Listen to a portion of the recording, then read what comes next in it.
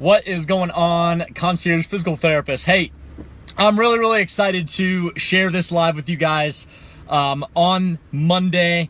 Really good start to the week for me. But I want to share something really important that I hope all of you in this group watch. And first, before I even get started with that, there's 111 members in this group now. I thank you guys so much for watching, engaging, and continually wanting to learn more. That's what I'm here for, is just to continue to provide you guys all the knowledge that I feel like you need to be successful. And something happened today that really got me wanting to. What's going on, Aaron? Something happened today that I really wanted to share with you guys. But first, I want to share the ups and downs of networking. So in my coaching group, Mandy, how are you doing? In my coaching group, I teach something called community-based marketing, which I call a boots on the ground approach. Some of you have probably heard me talk about this, but at the core of it is getting out into the community in specific ways and networking yourself, meeting people, shaking hands, talking with people, setting up coffee dates, that types of thing. And I want to talk about the ups and downs of it first before I get into my story.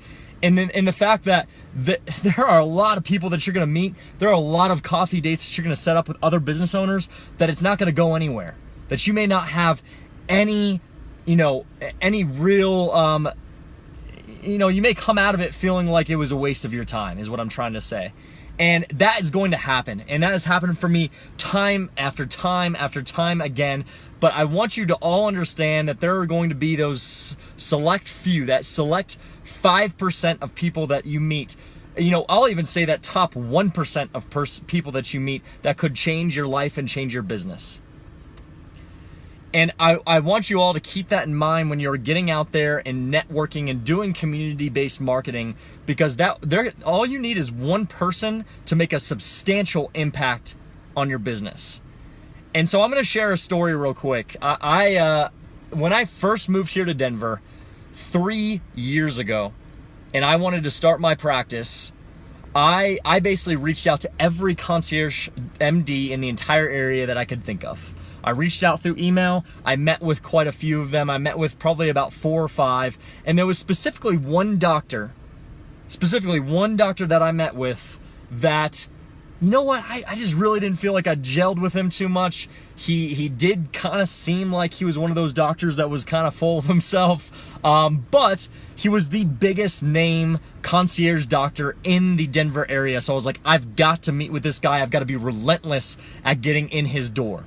So I was successful at that. I got in his door, and I got to have about a 45-minute conversation with him. Amanda, how you doing? Great to see you on here. I got to have about a 45-minute conversation with him, and about a year went by after that, and I got to thinking again, man, that doctor, I need to follow up with him. I met with him again, about 45 minute conversation he allowed. I came into his office. We had a great conversation the second time, and I kind of got a better feeling about him the second time. But then again, no patients ever sent my way. Even when I asked him my ask, which was, hey, doctor, would you feel confident in sending me a patient? After our conversation, would you feel confident in sending me a patient? That's kind of how I word it to doctors whenever I feel like I have a good connection with them. And again, he said yes. But again, almost a year went by, no patients. Guys, I just got a call this morning. This is about 2 years and 2 months later after I met this guy for the first time. Nothing has come from it since. 2 years and 2 months later, he just called me this morning and he said, Josh, I have the perfect patient right now for your practice. And he didn't say anything like, hey, I know it's been 2 years. He just said, I have the perfect patient for you and your practice. And all I'm trying to have you guys understand is networking and meeting people, getting out into your community, it takes time. And if you guys are looking for the short game, maybe community-based marketing is the best thing for you. But I will tell you that if you stay true to it, that it will create a long-lasting effect in your community, an absolute long-lasting effect on your business, a long-lasting effect on your life and your personal life. I mean, to me, it was just incredible that over 2 years have passed and this guy still remembered me because I continued to follow up with him throughout the year. So yes, I've only had 2 meetings with him over the last 2 years, but I've also continually on a consistent basis every 3-4 months establishing him to stay in contact with him, because I knew that the long game was the most important thing.